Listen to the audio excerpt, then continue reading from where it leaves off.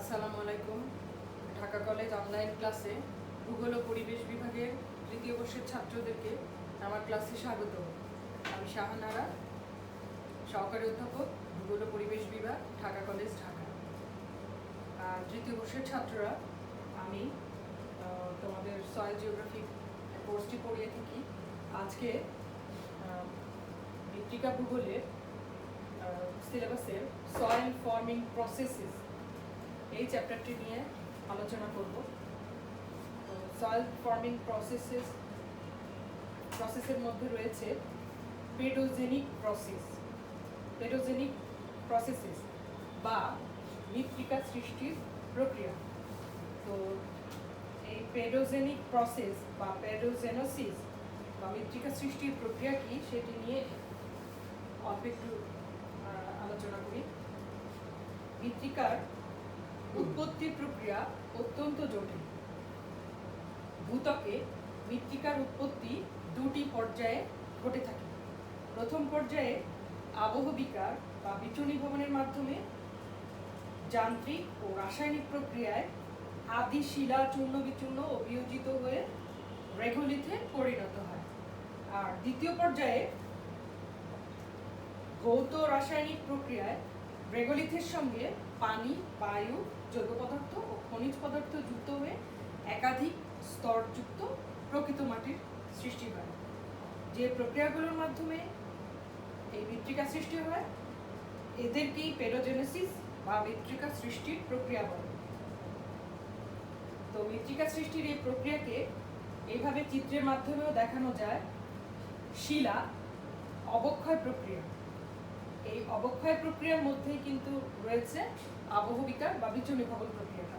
শিলা এই অবক্ষয় প্রক্রিয়ার মাধ্যমে উৎস বস্তুতে পরিণত হয়, আবার পরবর্তীতে এই উৎস বস্তু মৃত্তিকা গঠনের প্রক্রিয়ার মাধ্যমে মৃত্তিকার উৎপত্তি হয়। এটি একটি ডায়াগ্রামেটিক চিত্র। এই চিত্রটি থেকে মৃত্তিকার সৃষ্টির প্রক্রিয়াটা দেখা যাচ্ছে। এখন এই মৃত্তিকা সৃষ্টির এই পেডোজেনিক প্রসেসের মধ্যে রয়েছে হিউমিফিকেশন প্রসেস, এলুভিয়েশন এবং ইলুভিয়েশন প্রসেস। তো এই দুটো প্রক্রিয়া এবছরের সিলেবাসে অন্তর্ভুক্ত নেই, কিন্তু এই প্রক্রিয়া দুটো মৃত্তিকা গঠনের মৌলিক প্রক্রিয়া। এই দুটো নিয়ে আলোচনা না করলে পরবর্তী যে প্রক্রিয়াগুলো এটার আলোচনা সম্পূর্ণ হয় না বা স্পষ্টভাবে বোঝা যায় না। তো হিউমিফিকেশন এবং এলুভিয়েশন এবং ইলুভিয়েশন এই দুটি প্রক্রিয়া সিলেবাসে নেই, কিন্তু আমি আলোচনা করব। সিলেবাসে আছে পেডোজেনিক প্রসেস, এর মধ্যে রয়েছে ল্যাটেরাইজেশন প্রসেস, পর্জোলাইজেশন প্রসেস, ক্যালসিফিকেশন, গ্লেজেশন এবং স্যালাইনাইজেশন। তো আমি প্রথমেই চলে যাব, আগেই বলেছি যে হিউমিফিকেশন প্রসেস এবং এলুভিয়েশন এবং ইলুভিয়েশন প্রসেস না বললে পরবর্তী প্রক্রিয়াগুলো সহজভাবে বোঝা যাবে না, বা মৌলিক প্রক্রিয়া, মৃত্তিকা সৃষ্টির মৌলিক প্রক্রিয়াগুলোই হলো এই হিউমিফিকেশন প্রসেস এবং এলুভিয়েশন এবং ইলুভিয়েশন প্রসেস। তো হিউমাস সৃষ্টির প্রক্রিয়াকে সাধারণত হিউমিফিকেশন বলা হয়। তো হিউমাস কি? এই হিউমাস নিয়ে অনেকেরই একটু ভুল ধারণা থাকে। অনেকেই হিউমাস কি? হিউমাস হচ্ছে জৈব পদার্থ বিয়োজনের শেষে মৃত্তিকায় যে গাঢ় কালো বা বাদামি বর্ণের কলয়েডাল বস্তুটি অবশিষ্ট থাকে তাকেই হিউমাস বলে। আর এই হিউমাসের মূল বা প্রধান উৎসই হলো জৈব পদার্থ। এবং এই হিউমাস, আগে বলেছি যে এই হিউমাস সৃষ্টির প্রক্রিয়াকেই বলা হচ্ছে হিউমিফিকেশন। তো হিউমিফিকেশন প্রক্রিয়ার মাধ্যমে মৃত্তিকার উপরের স্তরে হিউমাস সৃষ্টি হয়। এই সাধারণত এই স্তরটি, এখানে আমি মৃত্তিকার পার্শ্বচিত্র দেখিয়েছি।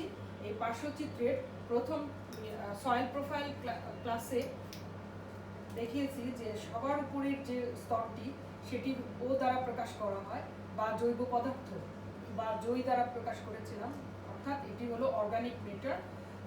এই যে এরপরেই রয়েছে মৃত্তিকার পার্শ্বচিত্রে, এরপরেই রয়েছে জোন অফ এলুভিয়েশন বা ক্ষরণের স্তরটি, বা ক বা এ স্তরটি। তাহলে এই যে এই ক স্তরে হিউমিফিকেশন প্রক্রিয়ার মাধ্যমে মৃত্তিকার উপরের স্তরে হিউমাস সৃষ্টি হয়, অর্থাৎ এই ক স্তরে হিউমাসের সৃষ্টি হয়। এই প্রক্রিয়ায় উপআর্দ্র ও আর্দ্র জলবায়ু অঞ্চলে উদ্ভিজ বা প্রাণীর অংশবিশেষ বিভাজিত ও বিয়োজিত হয়ে জৈব অ্যাসিড, কার্বন ডাইঅক্সাইড ও অন্যান্য উপদ্রবকে বিয়োজিত করে বা মুক্ত করে দেয়। কিন্তু এই দ্রব্য কি পরিমাণে মুক্ত হবে এবং হিউমাস স্তরের গুণাগুণ ভূপৃষ্ঠের উপর কোন ধরনের জৈব পদার্থকে সংযোজন করবে এবং কিভাবে এরা বিয়োজিত হবে, এবং বিয়োজিত পদার্থ আবার কোন পদ্ধতিতে নতুনভাবে কোনো কিছু সংশ্লেষণ করবে ইত্যাদি বিষয়গুলোর উপর এটি নির্ভরশীল। আবার উষ্ণ আর্দ্র জলবায়ুর প্রভাবে তথা অর্থাৎ বৃষ্টিপাতের কারণে জৈব অ্যাসিডের সৃষ্টি হয়।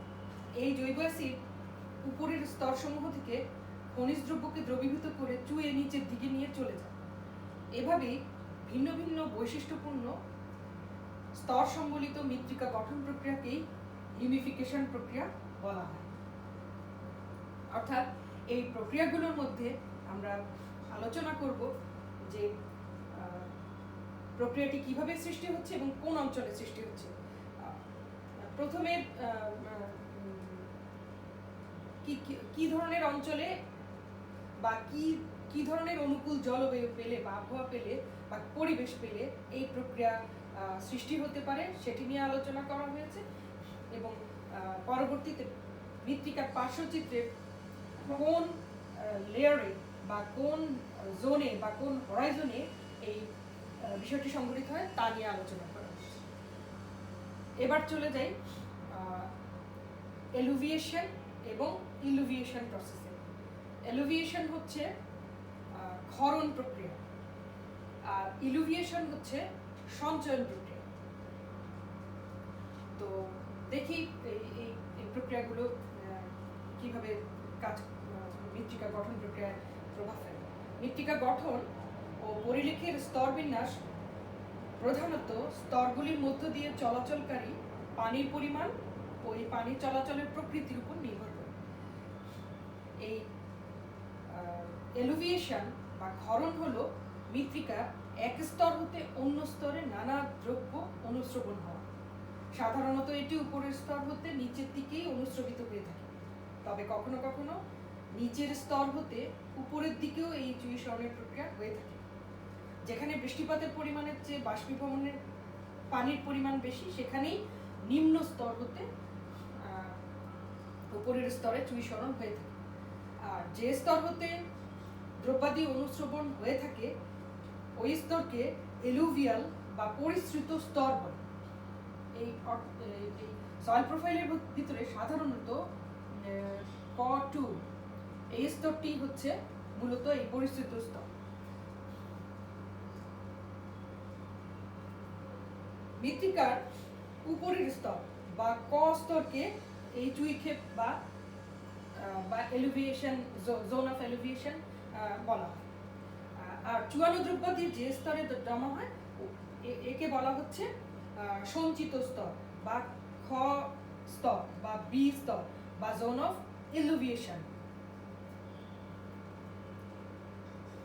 চূয়ীকরণের ফলে যখন মৃত্তিকার কণা অনুস্রবণ হয় তখন একে ভৌত চূয়ীকরণ বা মেকানিক্যাল এলিভিয়েশন বলে। এর ফলে সাধারণত মৃত্তিকার সূক্ষ্ম কণাই উপরের স্তর হতে নিচের দিকে চলে যায়, তাই উপরের স্তর তখন বেলে প্রধান হয়ে পড়ে। কিন্তু যখন রাসায়নিক বিক্রিয়ার মাধ্যমে জৈব পদার্থ সিলিসিক অ্যাসিড বিক্রিয়ার মাধ্যমে বিনিময়যোগ্য ক্ষারক লবণ, সোডিক অ্যালুমিনা ও সোডিক ফেরিক অক্সাইড ইত্যাদি অনুস্রবণ হয় তখন একে রাসায়নিক চূয়ীকরণ বলে। অর্থাৎ এই এলিভিয়েশনটি দুটি প্রক্রিয়ার মাধ্যমে হয়ে থাকে। একটি হচ্ছে মেকানিক্যাল এলিভিয়েশন বা ভৌত এলুভিয়েশন এবং আরেকটি হচ্ছে রাসায়নিক চুইশরণ বা কেমিক্যাল এলুভিয়েশন। আচ্ছা, এই দুটি প্রসেস আলোচনার পর আমরা সিলেবাসের যে প্রক্রিয়াটি দেয়া হয়েছে সেই প্রক্রিয়াটিতে চলে যাব। সিলেবাসের প্রথম পেরোজেনিক প্রসেসের মধ্যে প্রথমটি হলো ল্যাটারাইজেশন প্রসেস। তো ল্যাটারাইজেশন প্রসেস নিয়ে এখন আলোচনা করি। সাধারণত এই প্রক্রিয়াগুলো আগেই বলেছে, সাধারণত এই প্রক্রিয়াগুলো কোন কোন অঞ্চলে সংঘটিত হয় এটি আগে আলোচনা করতে হবে, তারপর কিভাবে সংঘটিত হয় এই বিষয়টি আলোচনা করতে হবে। তো উষ্ণমণ্ডলীয় অতি বৃষ্টিপাত বহুল এলাকায় ল্যাটারাইজেশন প্রক্রিয়ায় ল্যাটেরাইট মৃত্তিকার সৃষ্টি হয়।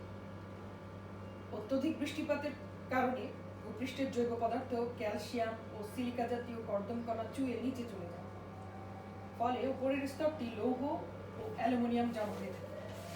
জৈব পদার্থ বিয়োজিত হয় বলে মৃত্তিকার বিক্রিয়া প্রায় নিরপেক্ষ থাকে।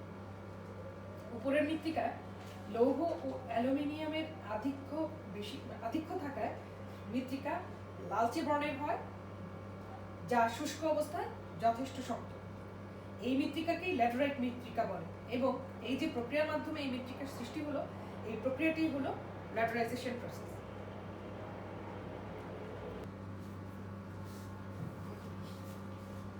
এরপর আমরা আলোচনায় আসব মৃত্তিকার সৃষ্টির প্রক্রিয়ার দ্বিতীয় যে প্রক্রিয়া সিলেবাসের, অর্থাৎ পর্জলাইজেশন প্রক্রিয়া। এই পর্জলাইজেশন প্রক্রিয়া হলো একটি এলুভিয়েশন প্রসেস বা ক্ষরণ প্রক্রিয়া। তো সাধারণত পর্ণমোর্চাকৃতির জঙ্গলময় বৃষ্টিবহুল নাতিশীতোষ্ণ অঞ্চলে এই প্রক্রিয়ায় পর্জল মৃত্তিকার সৃষ্টি হয়। পর্জলীকরণ প্রক্রিয়ার আনুষঙ্গিক ক্রিয়াই হলো চুইশরণ বা ক্ষরণ। আর এর জন্য অনুকূল যে পরিবেশ বা পারিপার্শ্বিকতা প্রয়োজন তা হলো উষ্ণ আর্দ্র বা অবার্দ্র জলবায়ু, প্রচুর বৃষ্টিপাত, নাতিশীতোষ্ণ অঞ্চল ইত্যাদি। এছাড়াও উদ্ভিদের পাতা এখানে অধিক হারে মৃত্তিকা সংযোজিত হয়। এইসবের কারণে এই আনুষঙ্গিক ক্রিয়াগুলোর কারণে এখানে প্রচুর জৈব পদার্থ সংযোজিত হয়ে তা পচে বা বিয়োজিত হয়ে বিভিন্ন রকম জৈব অ্যাসিড উৎপন্ন করে। এই সমস্ত জৈব অ্যাসিড চুইশরণের মাধ্যমে ক স্তরে বা এ স্তর হতে ক্ষুদ্র ক্ষুদ্র মৃত্তিকা কণা, লৌহ, অ্যালুমিনিয়াম ও যৌগসমূহ খরিত হয়ে নিচে এই খ স্তরে বা বি স্তরে নিয়ে জমা করে। ক স্তরে বিশেষ করে এই ক2 বা ক2 স্তরটি স্থূল বুনট বিশিষ্ট ছাই বর্ণের হয়। এই স্তরে পিএইচ মান 3.5 এর মতো হয়। আর খ স্তরে উপরের স্তর হতে খরিত হিউমাস জমা হয় বলে উক্ত খ স্তরটি কিছুটা কালচে দেখায়। সমগ্র পার্শ্বচিত্র, অর্থাৎ এই যে পর্জলাইজেশন প্রক্রিয়ার সমস্ত পার্শ্বচিত্রটি হলো পার্শ্বচিত্র অম্লীয় হয় বলে শুধুমাত্র এখানে ছত্রাক কর্মকাণ্ডই চলতে পারে। এইরূপ ধর্ম বৈশিষ্ট্যপূর্ণ মৃত্তিকা সৃষ্টি করলে তাকেই পর্জল মৃত্তিকা বলে। আর এই মৃত্তিকা সৃষ্টির প্রক্রিয়াটিকেই বলা হচ্ছে পর্জলীকরণ প্রক্রিয়া বা পর্জলাইজেশন প্রসেস। এরপরে চলে যাব তৃতীয় যে প্রক্রিয়াটি, ক্লাসিফিকেশন বা চুনিকরণ প্রক্রিয়া। এর জন্য যে প্রথমেই বলেছি যে এই প্রক্রিয়াগুলো আলোচনা করতে গেলে প্রথমেই পৃথিবীর কোন কোন অঞ্চলে এই প্রক্রিয়াগুলো বা এর জন্য যে অনুষঙ্গ জলবায়ু বা যে অনুকূল জলবায়ু সেটি নিয়ে আলোচনা করতে হয় বা ওই বিষয়টি আগে আলোচনায় আনতে হবে। তো ক্লাসিফিকেশন প্রক্রিয়াটি হচ্ছে শুষ্ক জলবায়ু অঞ্চলে মৃত্তিকা পরিলেখের মধ্যে চুন জমা হওয়ার প্রক্রিয়াকেই এই ক্লাসিফিকেশন বা চুনিকরণ প্রক্রিয়া বা চুনিকরণ বলা হয়। পৃথিবীর বেশ কিছু উপাদ্র অঞ্চলে যেখানে বৃষ্টিপাত খুব কম হয় সেখানে অনুস্রবণ পানির পরিমাণও কম, ফলে উক্ত পানি মৃত্তিকার খুব গভীরে প্রবেশ করতে পারে না।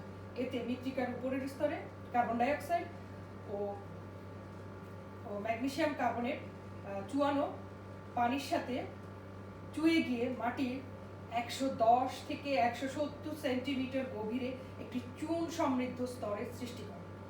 এই প্রকার মাটি কালচে বর্ণের হয়। আর এই ধরনের মাটিকে শার্নোজেম মাটি বলা হয়। শার্নোজেম মাটি, শার্নোজেম হচ্ছে মৃত্তিকাও বলা হয়। আচ্ছা, শার্নোজেম শার্নোজেম মৃত্তিকা হলো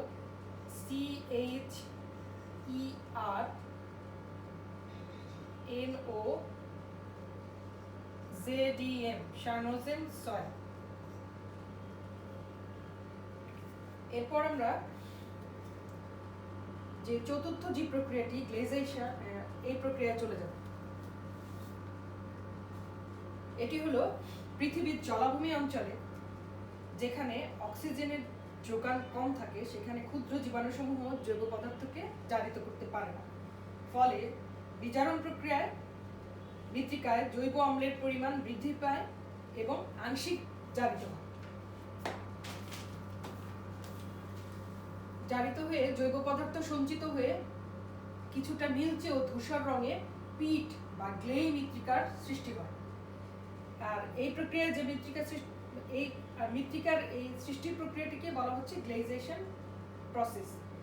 গ্লেজেশন প্রক্রিয়ায় যে মৃত্তিকা সৃষ্টি হয় তাকে হাইড্রোমরফিক মৃত্তিকাও বলে। সাধারণত তুন্দ্রা অঞ্চলে এই ধরনের মাটি দেখা যায় এবং এই মাটি অনুর্বর। এরপর যে সিলেবাসের সবশেষ যে প্রক্রিয়াটি সেটি হলো স্যালিনাইজেশন বা লবণাক্তকরণ। সাধারণত উষ্ণ ও অবউষ্ণ অঞ্চলে যেখানে বার্ষিক বৃষ্টিপাতের পরিমাণ 50 সেন্টিমিটারের নিচে, সেখানে বৃষ্টির পানি চুয়ে যে পরিমাণ নিচে যাবে তার চেয়ে বেশি বাষ্পীভবনের মাধ্যমে নিচ হতে উপরের দিকে উঠে আসে। ফলে সেখানে ভূগর্ভস্থ পানি উপরে উঠে আসার সময় দ্রবীভূত লবণ উপরে নিয়ে আসে। পানি যখন বাষ্প হয়ে যায় তখন এই সমস্ত লবণ মাটির উপরের স্তরে জমা হয়ে থাকে, ফলে ওখানে লবণাক্ত মৃত্তিকার সৃষ্টি হয়। আবার সমুদ্র উপকূল অঞ্চলেও সমুদ্রের লবণাক্ত পানিতে প্লাবিত হয়ে মৃত্তিকাকে লবণাক্ত করে দেয়। লবণাক্ত মৃত্তিকার পিএইচ মান 7.0 হতে 8.5 মধ্যে হয়ে থাকে। এই মৃত্তিকা ফসল উৎপাদনের জন্য মোটেও উপযোগী নয়। এই মৃত্তিকা সৃষ্টি হওয়ার প্রক্রিয়াকেই বলা হয় লবণাক্তকরণ প্রক্রিয়া বা স্যালিনাইজেশন প্রক্রিয়া। এছাড়াও আরো একটি প্রক্রিয়া রয়েছে, সেটি হলো ক্ষারীয়করণ বা অ্যালকালাইজেশন, যেটি সিলেবাসে নেই। বিগত বছরগুলোর সিলেবাসে ছিল, এবছরের সিলেবাসে আমি দেখলাম যে এই প্রক্রিয়াটি নেই, কিন্তু আমি একটু আলোচনা করে দিই। তোমরা যদি পারো এটা পরীক্ষার জন্য মানে তোমরা যে প্রিপারেশন নেবা তার মধ্যে যদি এই প্রক্রিয়াটি ইনক্লুড করতে পারো ভালো হবে। কারণ বিগত বছর, আগে বলছি, বিগত এত বছর যে সিলেবাসটি ছিল, প্রায় 15 বছর ধরে যে সিলেবাসটি ছিল সেই সিলেবাসে অ্যালকালাইজেশন প্রক্রিয়াটি ছিল। এবছরই দেখলাম নাই। তো এই ক্ষারীয়করণ প্রক্রিয়াটি হলো যে মৃত্তিকার আদি উৎস বস্তু যদি সোডিয়াম সমৃদ্ধ হয় এবং মৃত্তিকার রূপান্তরের ক্রমধারার সময় যদি বৃষ্টিপাতের পরিমাণ কম থাকে, তবে কলয়েড মাইসিলির বিনিময়যোগ্য পার্শ্ব সোডিয়াম দ্বারা সম্পৃক্ত হয়। এই অবস্থায় মৃত্তিকার পিএইচ মান 8.5-এর চেয়েও বেশি হয়। বিনিময়যোগ্য সোডিয়ামের পরিমাণ 15%-এর বেশি এবং 25 ডিগ্রি সেলসিয়াস তাপমাত্রায় মাটি দ্রবণের বিদ্যুৎ পরিবাহিতা প্রতি সেন্টিমিটারে 4 মিলিমোসের চেয়ে কম হয়, তখন এই মৃত্তিকাকে ক্ষার মৃত্তিকা বলে। আর এই মৃত্তিকা এই যে প্রক্রিয়ার মাধ্যমে সৃষ্টি হলো, এই প্রক্রিয়াকে বলা হচ্ছে ক্ষারীয়করণ প্রক্রিয়া। তো এই ছিল আজকের ক্লাসে সয়েল ফর্মিং প্রসেসের মধ্যে পেরিজোনিক প্রসেস গুলো নিয়ে আলোচনা করলাম। আর আমি এই ক্লাসটি যে বইটির সাহায্য নিয়েছি, আগেও এই বইয়ের রেফারেন্স দিয়েছি। বইটির নাম হচ্ছে আধুনিক মৃত্তিকা বিজ্ঞান এবং লেখকের নাম হচ্ছে শফিক কবির দেলওয়ার। তো আজকের মতো এখানে শেষ করছি। আগামী ক্লাসে সিলেবাসের অন্য আরেকটি বিষয় নিয়ে আলোচনা করবো ইনশাআল্লাহ।